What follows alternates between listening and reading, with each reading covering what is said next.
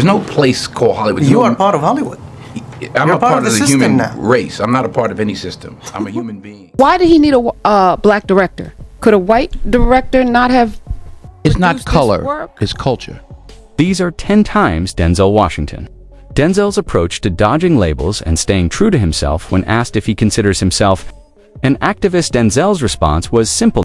I've never been an activist. No. I'm active. I mean, what is the definition of an activist? I think you're always conscious that it's a response to things that are unjust. I'm solution-based, not problem-stuck. Okay. So I'm like, well, what are we going to do about it? Agreed. You know, and I stay in my lane. So for that reason, I am proud of a film like Roman Israel. Mm-hmm. You know, as in my where I am in life now, I'm in service, and I'm trying to be an advocate for good and change and in thought, deed, and action. Was a light moment, but when it came to fake news, Denzel didn't hold back, calling out the media with a brutally honest reality check. A lot of buzz about this fake news. You were the subject of a fake news story. Oh yeah, what they say? I was running for president. No, I you voted. were running No, what they say? You switched your support. I switched. from Yeah. What do you make of all the fake news and it affects If you don't read the newspaper, you're uninformed. If you do read it, you're misinformed. So what do you do? That's a great question. What is the long-term effect of too much information? One of the effects is the need to be first, not even to be true anymore. So what a responsibility you all have to tell the truth, not just to be first, but to tell the truth. We live in a society now where it's just first. Who cares? Get it out there. We don't care who it hurts. We don't care who we destroy. We don't care if it's true. Just say it, sell it. Anything you practice, you'll get good at. Including BS. Denzel has never been one to let race be used as an excuse, and this next moment proves it. In one interview, the host suggested that Troy Denzel's character in Fences was held back by racial discrimination, but Denzel wasn't having it and immediately pushed back. Life, it's in a way, he personifies the Black American experience. He's somebody who, had he not faced the racial discrimination, he could have been a great athlete, a star. But because of that, he ended up a garbage collector. And perhaps this self-destructiveness, was it caused by racial discrimination? And is that the effect of racial discrimination on people? Here's the thing you got to remember. When you talk about racial and you talk about discrimination, what if he just wasn't good enough? Caught up in a debate about oppression. Instead, he calmly acknowledged that yes, hard work, personal choices. Denzel didn't dismiss it, but he didn't let it dominate. The conversation either responded with a dose of reality, reminding everyone that while racism hasn't disappeared, his point was simple. Yes, it exists, but personal responsibility, effort. But he didn't believe in getting stuck in a mindset of victimhood. To him, constantly focusing on past wrongs doesn't help you move forward in life. And when the interviewer tried to steer the conversation toward Hollywood gossip, Denzel politely but firmly shut it down. He wasn't interested in going down that road. It's so easy to just say, oh, it's because of this. It's because of racism. Oh, I didn't get the job because of that. Maybe you weren't good enough. Maybe, like his wife says, you were just too old. She says, why don't you just admit it? You were too old. He's the one that's hung up on, Don't you think it is the problem is the racial discrimination? The right word is not is, was. Was. And that's not the only problem. That's one of the problems. Now, you can make it the only one if you'd like, but it's not the only one. But that's a fact.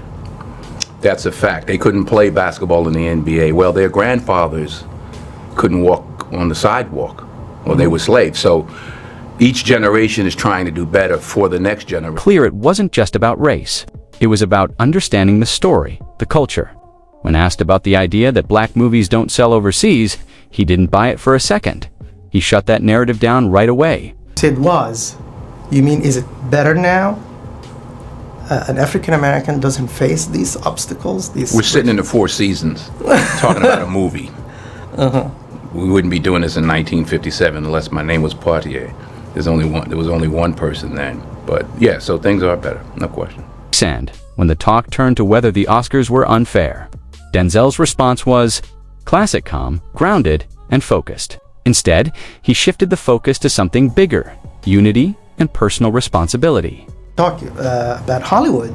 Do you think those stereotypes, and this is actually Obama pointed out, the stereotypes that had been presented about African Americans in the movies have affected the society's treatment of African Americans? I'm sure, yeah. Yeah. And do you feel now things have changed? And Things have been changing. It didn't start this week. I've been in this business 40 years. In the 40 years, things have changed a lot. Things are continually changing for the better. 1 point. A reporter tried to bring up rumors from the past, suggesting that Denzel Washington had dealt with alcohol issues when he was younger. But Denzel didn't get defensive or rattled. Instead, he handled it with his trademark, cool, and a good dose of humor, quickly brushing it off in a way that made it clear he wasn't going to let old stories define him. He reminded everyone that he's moved forward, learned from life, and isn't interested in living in the past. Now what was going on outside in the political sphere, and you see the emergence of white supremacists and racists. See the emergence. It didn't emerge this year. Yeah, but I mean, what I'm saying is we are regressing in some way. Right. Those guys, we thought we eliminated them, Well, you can't and suddenly they are you back. understand this. You can't legislate love. You heard what I just said? You can't legislate love. You can change laws, but you can't legislate people into loving you. That takes time, and it depends upon what's going on in their home. You can change the law, but if you go home and teach your son how to hate every day, doesn't matter what law has been changed. Until you teach your son how to love, then the law is not going to change the way your son feels. That's exactly what happens. When the interviewer kept pressing the issue, he calmly explained that alcohol wasn't the real problem in his life. What he actually had to face and work through was his anger. That, he said, was the deeper challenge he struggled with in his younger years. And he spoke about it not as an excuse, but as something he had to confront and grow beyond as he matured. So what is Hollywood's role in changing that, in ameliorating? You say Hollywood. There's no place called Hollywood. You are part of Hollywood. I'm You're a part of the system human now. race. I'm not a part of any system. I'm a human being. Took an unexpected turn when Denzel shared a story from his past. He said that, at the time, his mother believed she was doing the right thing by sending him away to a supposedly safer environment somewhere she thought would keep him out of trouble and on the right path. But, as it turned out, the move had the opposite effect. Instead of finding peace, Denzel found himself surrounded by even more trouble. He reflected on how life sometimes works out in ways you don't expect, and how even well-meaning decisions can lead to rough lessons. Instead, he used the moment to share a powerful message about staying strong and keeping things in perspective. Rather than diving into personal pain for sympathy, he shifted the focus to growth and life lessons. But the truth is, Denzel doesn't always play along with the usual Hollywood script. Sometimes, he doesn't even bother engaging with the media's games. He sees right through them. And if it doesn't serve a real purpose, he's not interested. That kind of grounded confidence is part of what makes him stand out. Why did he need a black director? Could a white director not have?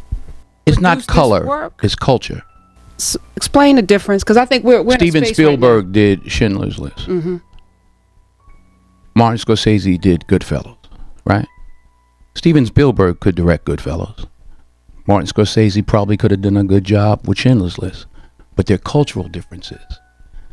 You know, I know, you know, we all know what it is when a hot comb hits your hair on a Sunday morning, what it smells like. That's a cultural difference, not just a color difference. So it's the culture. Earlier in the conversation, Denzel was asked about race relations, a topic that often sparks heated debate. But instead of giving a typical rehearsed answer, he responded with something that's since become iconic. His words were thoughtful, honest, and straight to the point. He didn't try to stir outrage or play to any side. He simply spoke from experience and wisdom, offering a perspective that struck a chord with people across the board. It's the kind of response that stays with you because it cuts through the noise and makes you think. That black actors, black movies don't play well overseas. Is that the truth, or is that an excuse? I've heard everything. And what I hear keeps changing. Because they used to say it didn't sell over here. Then it does. Then it said it doesn't sell in the South. Then it does. Well, it doesn't sell in Europe.